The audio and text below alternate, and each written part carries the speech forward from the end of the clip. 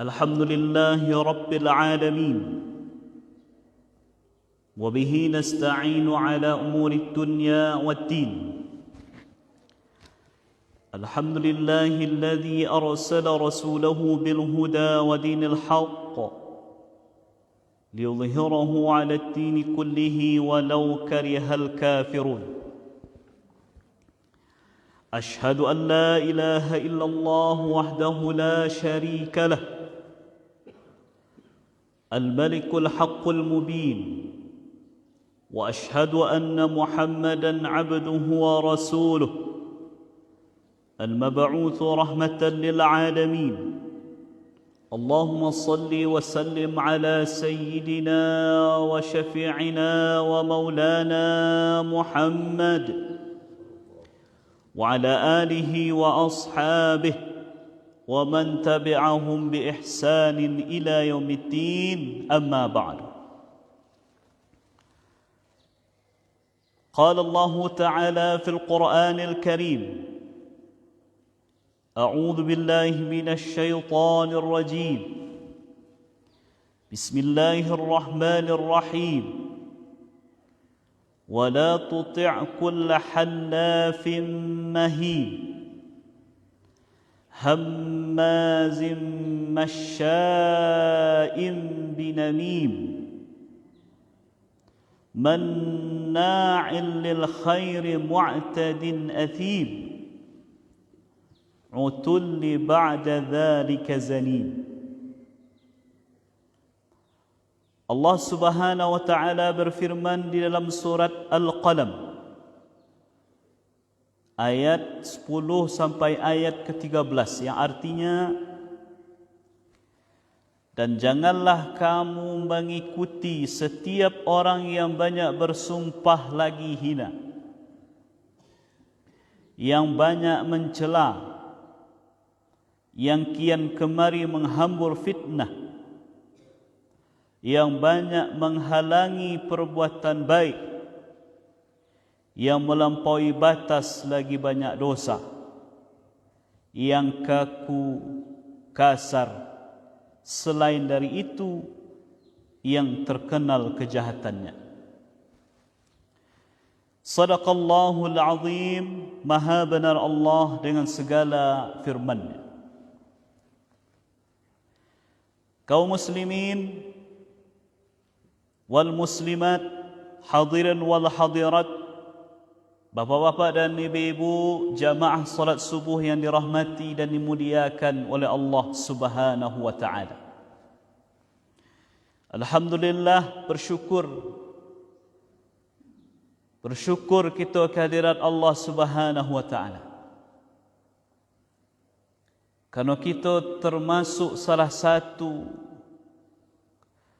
kelompok atau golongan orang yang kata Nabi, basyiril masya'ina fil zulami ilal masajidi bin nuri tami yaumal qiyamah. Beri kabar gembiralah kepada orang yang mau pergi ke masjid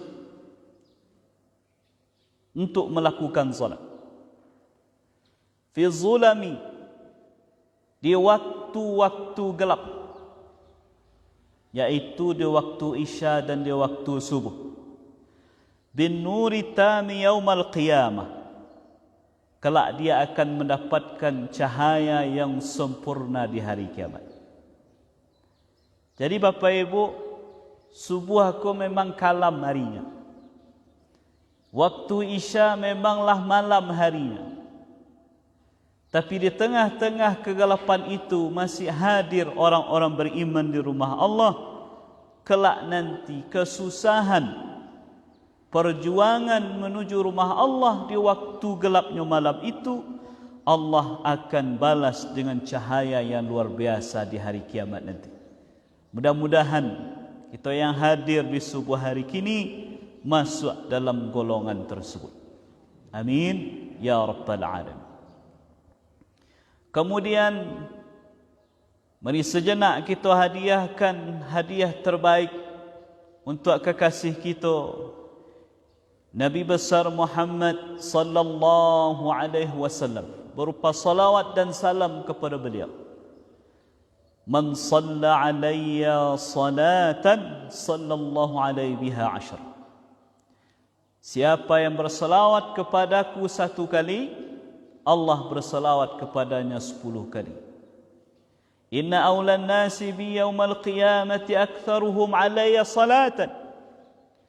Sesungguhnya manusia yang paling dekat denganku nanti, yang paling berhak mendapat syafaatku nanti, yaitu orang yang paling banyak bersalawat kepadaku.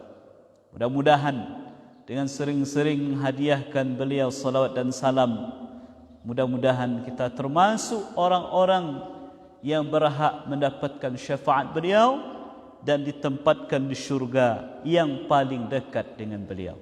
Amin ya rabbal alamin. Bapak-bapak dan ibu-ibu jamaah yang dirahmati dan dimuliakan oleh Allah Subhanahu wa taala.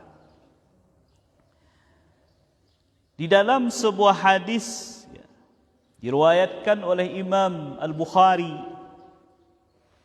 dan juga dari Imam Muslim, oleh Imam Muslim dari sahabat Abdullah bin Abbas radhiyallahu anhu. Abdullah bin Abbas radhiyallahu anhuma. Abdullah bin Abbas bercerita suatu kali Nabi sallallahu alaihi wasallam berjalan-jalan bersama sahabat yang lain di sebuah kebun. Jalan melewati sebuah kebun kurma yang ada di kota Madinah. Kemudian beliau bersabda, innahuma la yu'adzabani. Sesungguhnya 2 orang yang ada di 2 kubur ini sedang diazab oleh malaikat. Jadi Nabi lewat Bapak Ibu di sebuah kebun kurma, yang di kebun kurma itu ada 2 kuburan. Allah bukakan pendengaran beliau, Allah izinkan beliau mendengar sesuatu yang tak bisa didengar oleh manusia lain. Itu Nabi mendengar jeritan kedua orang tersebut dalam kuburnya kerana sedang diazab oleh malaikat. Wa ma yu'adzabani fi kabir. Tidaklah mereka disiksa dengan sesuatu yang besar. Bala innahu kabir. Padahal sesungguhnya memang yang mereka lakukan itu adalah dosa besar. Kata Nabi sallallahu alaihi wasallam, kana ahaduhuma la yastatiru min bauli wa kana al-akharu yamshi bin namimah.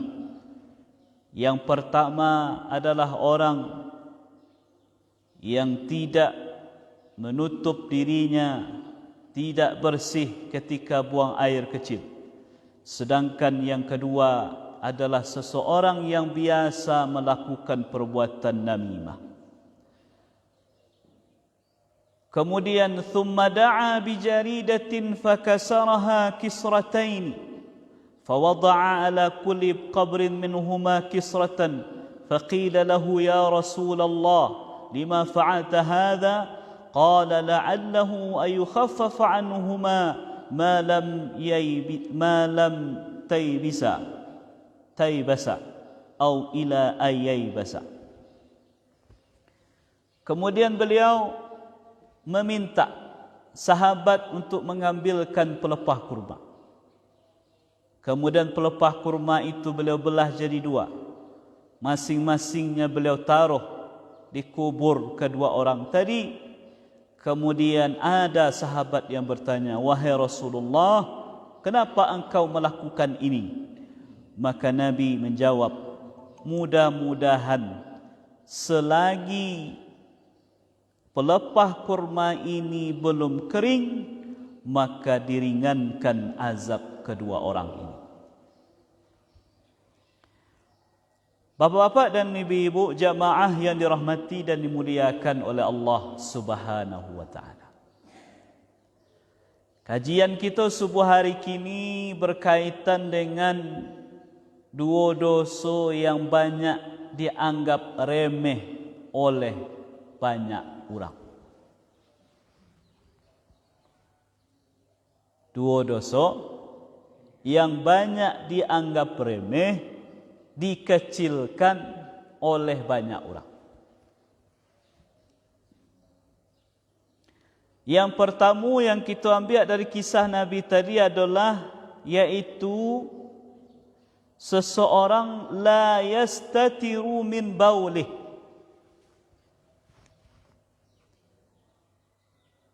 Dalam riwayat lain dikatakan la yastabri'u. Kemudian dalam riwayat lain dikatakan la yastanzihu.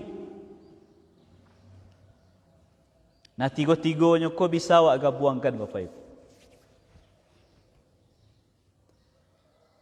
Karakter orang yang masuk dalam kategori ko dalam persoalan buang air ketek. Yang pertama, orang yang hendak menutupi dirinya, menutupi auratnya dengan baik saatnya buang air ketek.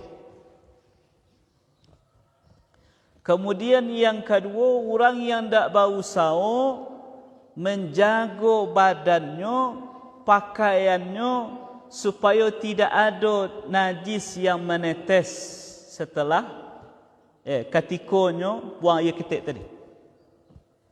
Kemudian yang ketiga, orang yang tidak memastikan kemaluannya betul-betul lah steril, lah bersih dari buang air ketek tadi. Yang pertama, bapak-bapak dan ibu-ibu, orang yang hendak menutupi dirinya ketika buang hajat.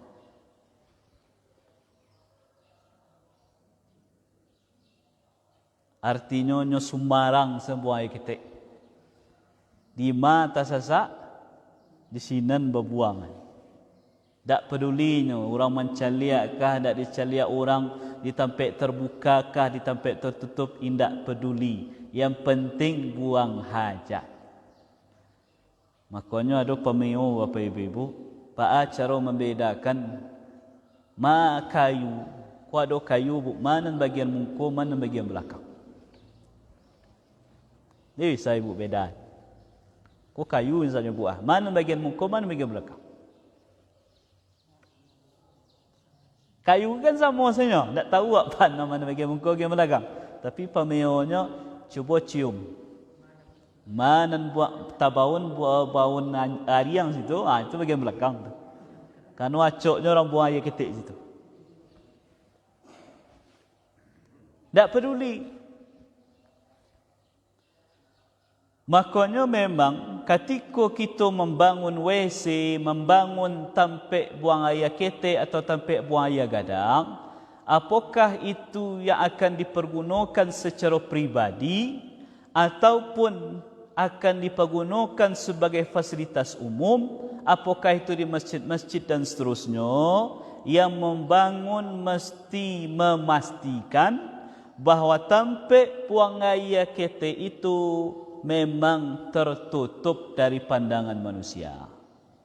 Jadi tak nampak di orang, mohon maaf, aurat orang yang sedang buang air ketek tadi. Tertutup.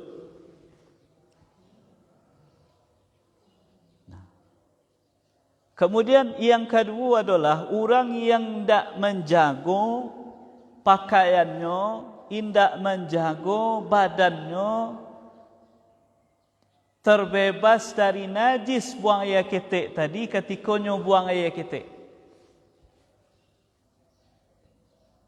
Jadi yang tak peduli Bapak Ibu, mohon maaf ya, ketika buang air ketek tadi, ketika jatuh ke lantai memancik, mohon basuhnya tu.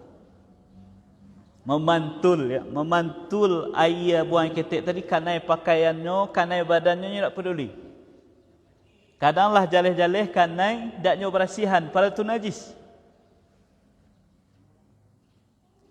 Kemudian yang ketiga yaitu orang yang setelah buang air ketek, indaknya pastikan memang mohon maaf, kemaluannya itu betul-betul adalah bersih. Tak ada lain yang akan menetes setelah itu, setelahnya pakai pakaiannya balik.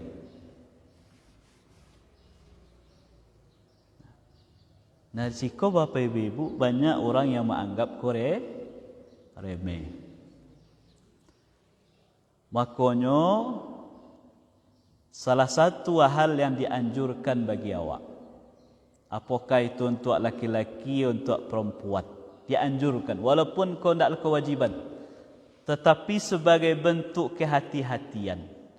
Ketika kita laluk malam hari, kemudian jago subuh atau sebelum subuh, sebaiknya celana dalam awak ganti jo yang baru.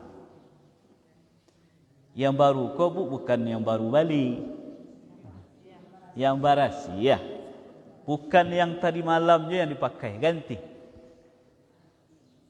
Kira-kira tujuannya tu supaya tanang hati awak, kita pastikan celana dalam atau pakaian dalam yang akan kita pakai untuk melaksanakan salat subuh di hari itu betul-betul celana dalam, pakaian dalam yang steril, yang bersih dari najis. Kerana awak tadi malam tidak tahu ketika awak lalu ada tak kau kira-kira najis yang menetes setetes dua tetes ke celana dalam tadi. Lain yang tahu ibu-ibu. Kan tak tahu awak tu manga kerajo tangan, kerajo kau tak tahu.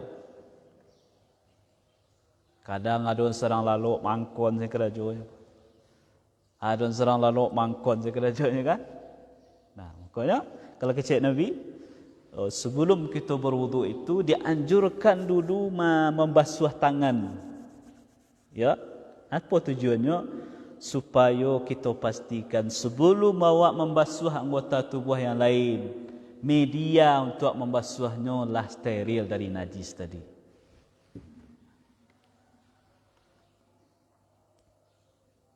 Nah, jadi itu yang perlu dipastikan ketika membangun WC, membangun sampai buang air gadang, buang air ketek, pastikan sadonyo tertutup dari pandangan manusia, jangan sampai ada orang yang bisa mencaliak aurat orang lain ketika buang hajat.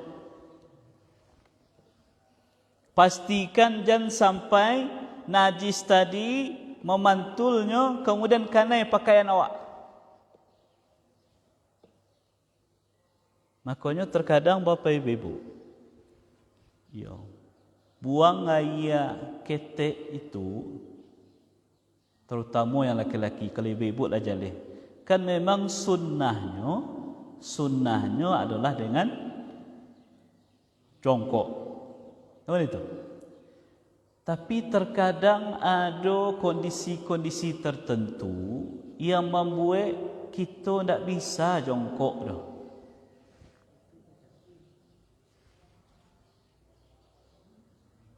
Contohnya.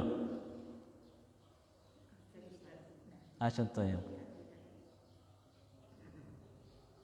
Boleh tak tahu di masjid ada tak? Kadang di sebahagian masjid kita cari apa namanya? Disediakan tempat buang air ketek ala orang Eropah. Yang tagak. Yang putih tu warnanya, wastafel-nya, tak bisa buang air ketek dengan jongkok, pasti tegak. Bagi ibu-ibu mungkin tak terbayang ibu-ibu tu. Laki-laki sebaiknya itu tak pas. Artinya apa ibu-ibu? Kalau awak balik ke hadis Nabi tadi, kecek Nabi, innahuma la yu'adzabani wa ma yu'adzabani fi kabir bala innahu kabir. Orang yang sedang yang di dalam kubur agak, Cik Nabi, didengar oleh Nabi atas izin Allah, sedang diazab dengan dosa yang kebanyakan di mata orang itu dianggap remeh, tetapi sebenarnya bukan remeh dosa, serius dosa. Mungkin ada yang bertanya, Ustaz, masak dek gara-gara buang air ketek gadang dosanya. Nyo bukan sekadar masalah buang air ketek ni Bapak Ibu. Nyo berpengaruh nanti ke ibadah kita yang paling agung, yaitu ibadah salat. Kita tahu dalam kajian salat itu ada yang namanya syarat sah salat. Syarat sah salat. Yang pertama syaratnya pakaian suci dari najis. Yang kedua tampik salat suci dari najis. Termasuk pakaian tadi, pakaian dan badan suci dari najis. Tampik kita salat suci dari najis, kemudian menghadap kiblat, kemudian masuk waktu. Nah, berkaitan dengan masalah suci tadi, yang suci itu 3. Yang pertama badan awak, yang kedua pakaian yang dipakai, yang ketiga adalah tampik kita salat.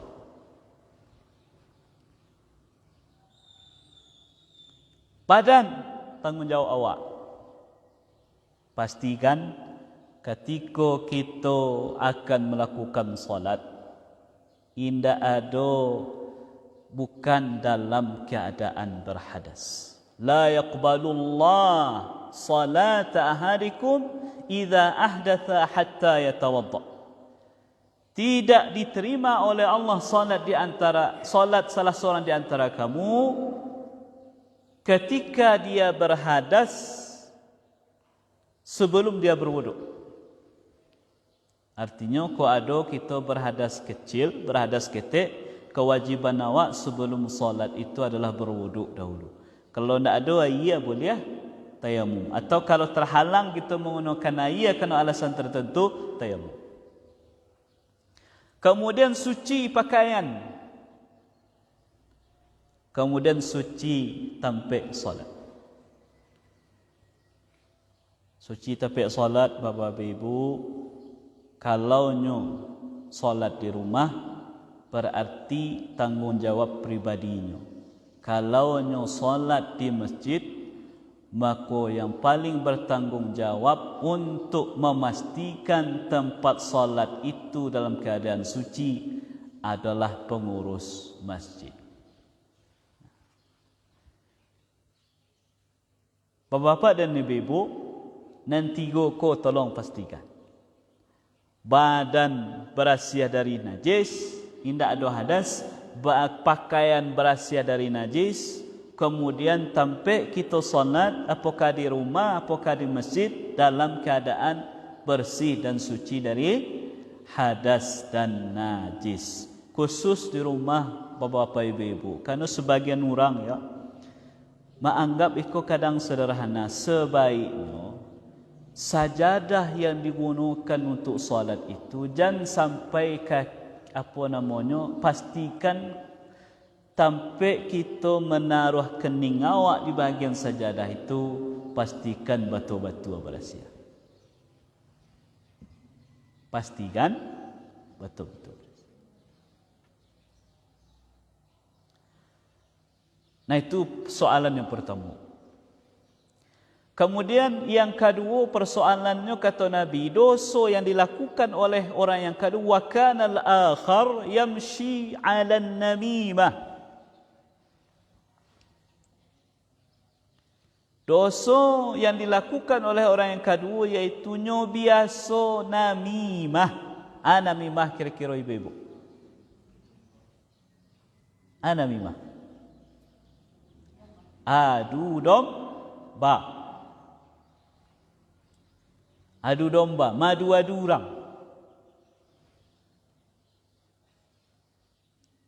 Nah, itu ayat yang kita baca tadi. Ayat yang kita baca dalam surah Al-Qalam tadi. Allah Subhanahu wa taala berfirman, hammazim masya'im binamim, yang banyak mencela, yang kian kemari menghambur fitnah atau adu domba. adu domba. Datang ke orang iko lain kecilnya, datang ke orang iko lain kecilnya. Sehingga nan dua orang ko yang awalnya akrab, yang awalnya berunsana, yang awalnya akur-akur saja, bisa terjadi fitnah sehingga menimbulkan kemudaratan yang besar. Hati-hati kita dengan yang namanya namimah ke Bapak Ibu. Namimah ko ada sebuah kisah tentang betapa bahayanya sifat namimah atau adu domba. Jadi suatu hari adalah seorang laki-laki ingin berniat membeli budak. Kemudian pailahnya ke pasar sampai menjual budak. Cari-carilah mana lai sesuai jo kriteria yang nyo inginkan. Ternyata nyo dapatilah ada seseorang yang menjual budak. Budaknya laki-laki, caliat dari fisiknya bagus, menunjukkan konyo sehat, tenaganya prima. Tapi kecil orang yang menjual, ko budak tidak ada kekurangannya, tapi cik kekurangannya. Tu kekurangannya, nyo pernah terbukti madu domba orang. Kalau yang lain-lain tidak ada. Kerajo rajin, memuaskan majikan, segala macam. Nah, orang yang berniat membeli budak tadi, Bapak Ibu-Ibu, nyo hanya fokus ke kelebihan, indaknya anggap namimah, perbuatan namimah itu sesuatu yang besar. Akhirnya nyo balik. Kemudian dibawalah ke rumahnya. Kemudian budak ko memang di hari-hari yang pertama menampakkan kinerjanya yang bagus. Yang disuruh oleh majikan di kerajaan dan di kerajaan pun memuaskan sehingga terbangun kepercayaan dari tuannya, dari majikannya yang laki-laki yang produksi ke budak. Nah, kemudian suatu hari datanglah budak ko menghampiri istri atau majikannya yang produksi. Jadi majikannya ko suami istri, nyo datangi yang produksinya, yang istri majikannya. Nyo bisiaan cerita. Kalau bahasa awaknya Bapak Ibu, ambo mencari gerak-gerik suami ibu. Nampaknya suami ibu tak cinta, tak sayang ke ibu. Tak sayang, tak cinta ke ibu. Amuan dah ibu, ambo tunjukan caranya supaya suami ibu ko kembali sayang ke ibu. Kira-kira itu. Kalau ada orang membisikkan ke ibu begitu, nampaknya suami ibu tak sayang. Sayangnya kanan lain.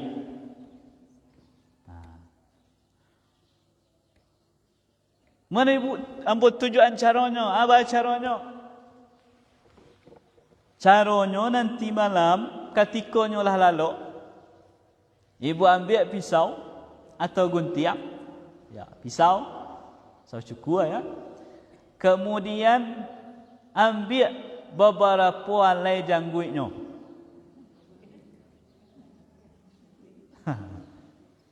Dek orang Arab, kuku ceritanya di Arab tu taba-taba jangguitnya bu ya. Setelah itu baca caranya. Jangguit yang lah ibu ambil tadi simpan di dalam kotak. Siap itu sayang suami ibu balik ke ibu. Deknya lah percaya ke budaknya ke Bapak Ibu. Kemudian dek khawatir suaminya tak sayang ke nyo lain, nyo iyokan lah. Padahal buahnya jangguit je sayang. Baik buahnya bu. Tapi kadang orang yang kadang terlalu berharap bisa hilang akal sehat. Orang yang kadang terlalu berharap bisa hilang akal sehat. Contohnya Bapak Ibu. Bara banyak orang yang katanya pendidikannya tinggi, yang bahkan orang kaya, yang kecil orang-orang cerdas, masih bisa ditipu oleh orang yang mengatakan ampu bisa menggandakan pitih. Bawalah pitih agak 10 juta, aku 10 juta, aku bisa ampu gandakan jadi 100 juta. Banyak orang percaya, banyak. Tak main-main yang percaya. Kadang yang lah S1, S2, S3. Bahkan orang kaya sendiri percaya je nyo, kerana ingin tambah kaya. Kerana terlalu berharap. Jadi ibu jawab apa-apa kami, hati-hati awak. Kalau ada orang yang terlalu muluk-muluk menjanjikan sesuatu kepada kita, jangan lupa dinalar jo akal sehat awak. Banyak penipuan terjadi kerana memanfaatkan itu. Pengharapan yang tinggi itu. Iyalah. Di malam berkerajuan. Nah kemudian nan budak ko nyo datangi pulolah secara diam-diam tanpa sepengetahuan majikan yang padusi tadi, nyo datangi majikan yang laki-laki. Nyo bisian pulo isu nan lain. Kecek nyo tuan. Istri tuan nambo caliak selingkuh jo laki-laki lain. Nyo berniat merampas harta tuan, menghabisi nyawa tuan supaya nyo bisa menikah jo laki-laki yang nyo cintai itu. Kalau tidak percaya tuan, caliak nanti malam. Ketika tuan lalu atau cuba pura-pura lalu malam nanti, nyo kan membawa pisau untuk membunuh tuan. Lah nampak risiko ibu-ibu adu dombanya ya. Karena penasaran, maka yang majikan laki-laki jo ingin buktikan yo ko yang dikecekkan budaknya ko batu atau indak. Maka malam harinya bapa ibu-ibu yang laksuk majikan laki-laki ko pura-pura lah masuk ke dalam kamarnya, nyo matian lampu, kemudian pura-pura lalu. Di tengah-tengah pura-pura lalu tadi, yang istri menyangka si suami lah lalu, kemudian nyo diam-diam berencana untuk mambiak janggui beberapa walai. Tapi yang nampak di suaminya remang-remang seorang padusi sedang memacik pisau. Kecek si suami dalam hati, yo batu kecek budak ambu. Suami ambo lah selingkuh jo laki-laki lain, malam kini nyo ingin membunuh ambo supaya nyo bisa rebut harta ambo dan nikah jo laki-laki lain. Ketika istrinya tadi menghampirinya, sebelum lakek pisau ke janggui tadi, nyo tagak, nyo ambil pisau tadi bapa ibu-ibu, nyo borokkan ke leher istrinya. Karena nyo menyangka istrinya ingin membunuh dirinya. Ya, nyo ingin bela diri, kan begitu. Matilah istri itu. Nah kemudian berita ko tersebar, sampailah berita ko ke kaumnya, kadun sanak padusi, ke pasukuannya kalau istilah awak kini. Kalau orang Arab tu bapa ibu sangat kuat apa namanya kesukuan. Amuah baparang gara-gara ada satu anggota suku digaduh diganggu. Tak terima itu terjadi. Maka datanglah suku dari perempuan tadi, nyo carilah laki-laki itu, nyo bunuh pula. Berita ko tersebar pula tadanga oleh pasukuan laki-laki. Dek, pembela sukunya tinggi pula ndak terima. Ada anggota sukunya yang dibunuh. Akhirnya terjadilah perang. Suku A dan suku B, yang dari pihak perempuan dan pihak laki-laki, terjadi perang. Gara-gara awalnya gara-gara dulu nan membeli budak tidak menganggap namimah itu sesuatu yang berbahaya. Nyo lebih fokus kanan elok-elok set. Makanya di dalam Islam Bapak Ibu kita diajarkan yang namanya tabayyun.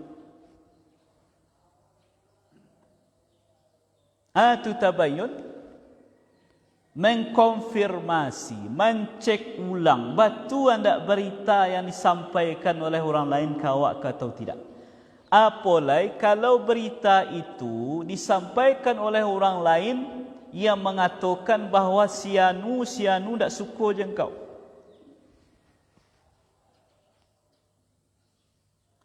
Nah kini Bapak Ibu di media sosial awak berita-berita yang ada bagaimana upaya orang yang tak suka jo Islam, jo persaudaraan umat Islam bau sau madu-adu awak kuat. Kalau jeli Bapak Ibu membaca berita-berita media sosial itu akan nampak ulama, tokoh-tokoh kita yang dah bau sau acaranya kita umat Islam ko bisa bersatu walaupun di tengah-tengah perbedaan. Yang berbeza tu pasti ada. Tapi biarlah berbeza dan hati tetap satu. Bagaimana orang secara sadar atau tidak, kadangnya kalau tidak membaca berita dengan baik, tidak memahami kondisi dengan baik, malah suuzon dengan saudara surang.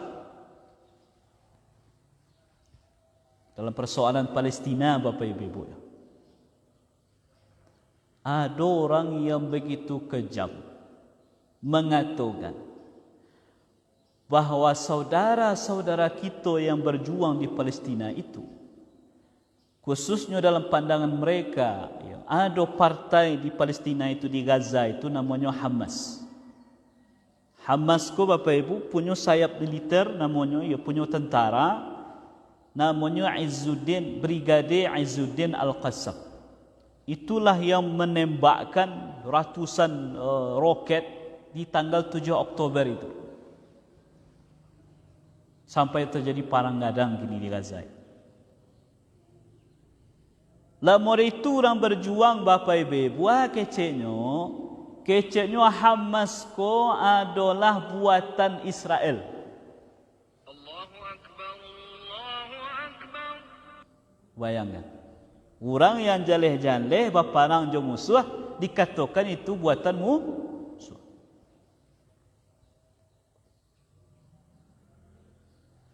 Lalu keceknya bakok bis Israel apa namanya ormas keceknya. Hamas ko keceknya ormas. Padahal ko Hamas ko partai politik, bukan ormas. Ormas. Kenapa ormas yang ketek ko yang tak bara kekuatannya kalian itu adalah buatan Israel. Nyomain di belakang, pura-pura memberikan serangan.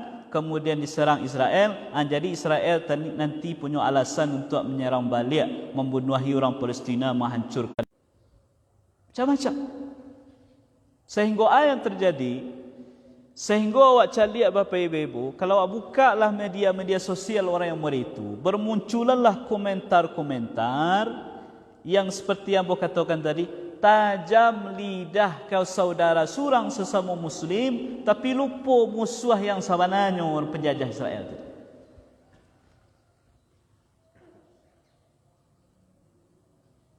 Nah balik awak ke masalah namimah tadi, hati-hati kita dengan informasi-informasi di tengah-tengah masyarakat. Orang yang tak sanang jawab. Likulli dhi ni'matin hasid. Setiap orang punya nikmat itu pasti ada yang iri dengki kayaknya. Orang yang busuk hati kayaknya. Makanya hati-hati awak kalau kecik pepatah ada musang berbulu domba. Ada serigala berbulu domba. Ada nampak mukanya manis, kata-katanya manis di muka awak. tapi malah di belakangnya buruk-burukan kita, nyo adu-adu kita jurun sanak kita surang, nyo adu-adu kita jo kawan kita surang, nyo adu-adu kita jo tetangga kita surang. Yang awalnya kita tak punya masalah, ujung-ujungnya punya masalah dek gara-gara masyaib binamim. Ada orang yang suka berjalan di muka bumi, tujuannya menebarkan fitnah, menebarkan adu domba. Nah, kemudian Bapak Ibu yang dilakukan oleh Nabi, beliau suruhlah beberapa orang sahabat mengambil pelepah kurma. Kemudian pelepah kurma yang masih basah tadi beliau potong dua, yang satu bahagian ditancapkan ke kuburan dan surang, yang bahagian lain ditancapkan ke bahagian kuburan orang yang kedua. Bertanya sahabat, "Ya Rasulullah, lima fa'alta hadha?"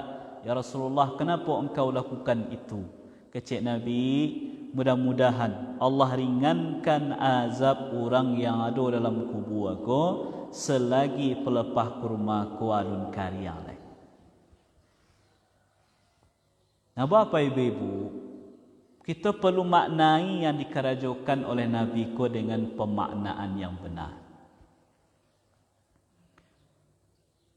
Jadi diringankan azab orang yang ada dalam kubur itu dek gara-gara doa Nabi-nya atau dek gara-gara pelepah kurmanya?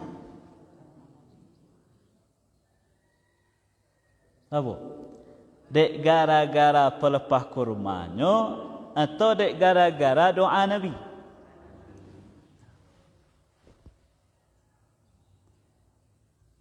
Jadi pendapat yang lebih mendekati kebenaran insya-Allah, yang batu-batu, yang pertama ada ulama mengatakan iko khusus untuk Nabi saja. Yang kedua, yang dimaksud oleh hadis itu pada hakikatnya yang memberi keringanan bukan pelepah kurmanya, tetapi adalah doa dari Nabi. Sedangkan pelepah kurma itu hanya sebagai ukuran waktu. Jadi doa Nabi tadi berlaku untuk orang yang ada di dalam kubur sebatas basahnya pelepah kurma tadi. Kalaulah karyanya, tidak berlaku doa Nabi tadi.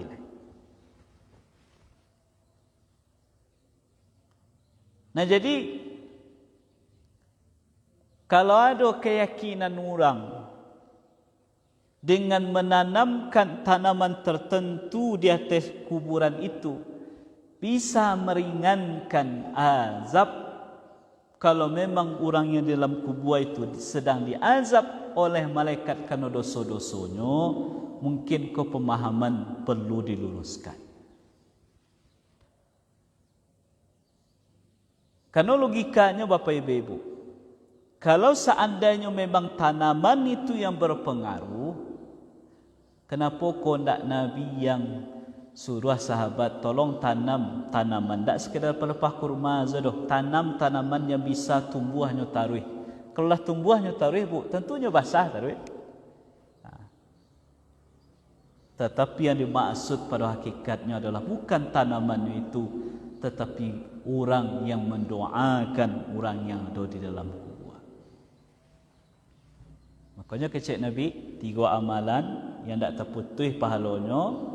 Yang pertama sedekah jariah, dan kedua ilmu bermanfaat diajarkan ke orang lain, dan ketiga doa anak soleh. Doa kolah yang bermanfaat sebenarnya.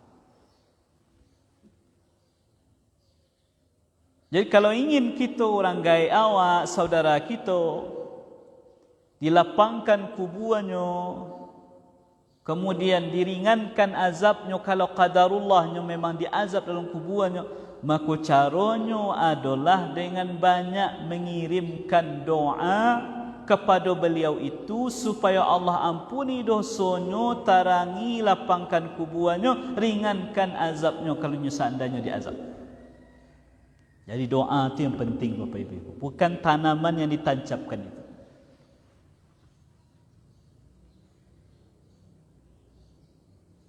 Nah, Bapak-bapak dan Ibu-ibu jamaah rahimakumullah, dari hadis yang Diriwayatkan oleh Imam Al-Bukhari, Imam Muslim dari sahabat yang mulia Abdullah bin Abbas radhiyallahu anhuma tadi, banyaklah faedah yang bisa kita ambil. Yang pertama tadi, jangan pernah anggap remeh dosa. Yang kedua, di antara dosa yang dianggap remeh banyak orang ada dua. Yang pertama masalah buang air kita, najisnya yang tidak dibersihkan dengan baik, dan kedua masalah namimah. Kemudian faedah selanjutnya adalah hati-hati kita dengan sebaran informasi yang kita terima, terutama hal-hal yang menyangkut pribadi kita je orang lain, dan sampai rusak hubungan kita je orang lain dek gara-gara kita tidak selektif menerima informasi. Kemudian yang terakhir faedahnya adalah yaitu salah satu yang bermanfaat untuk orang yang sedang dalam kuburnya adalah kiriman-kiriman doa dari orang yang masih hidup. Allah akan ampuni dosanya, Allah akan lapangkan kuburannya, Allah akan ringankan azabnya dengan doa-doa yang disampaikan oleh keluarga. Nah, itulah kajian kita di subuh hari ini.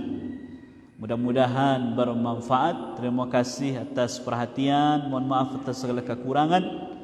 Wabillahi taufiq wal hidayah. Wassalamualaikum warahmatullahi wabarakatuh.